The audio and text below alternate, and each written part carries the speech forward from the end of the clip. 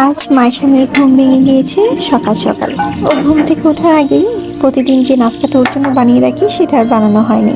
আর ঘুম থেকে ওঠার সাথে সাথে আমার যে কি ক্ষুধা পায়, এটা আমার ভালো অভ্যাস নাকি বদ অভ্যাস আমি জানি না, কিন্তু ঘুম থেকে ওঠার সাথে সাথে আমার প্রচণ্ড ক্ষুধা থাকে।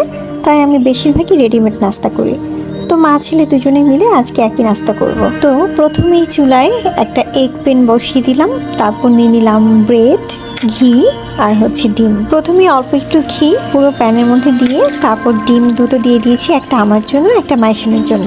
আর পাশে ব্রেডটা অল্প একটু ঘি টোস্ট করে নিচ্ছি। ডিম পোস্টের মধ্যে অল্প একটু 1 চিমটি পরিমাণ লবণ ছিটিয়ে দিলাম, আর তার পাশেই ব্রেডটা ভেজে নিচ্ছিলাম ঘিয়ের মধ্যে। খুব সুন্দর একটা ঘিয়ের স্মেল আসতেছিল আর দেখতে খুব সুন্দর লাগছিল। মাইশান পাশে দাঁড়িয়ে দাঁড়িয়ে বলছিল, মাম্মা খাবার, মাম্মা খাবার। মানে ও বুঝাচ্ছিল এটা কি ওর খাবার কিনা। আমি বলছি হ্যাঁ মাম্মা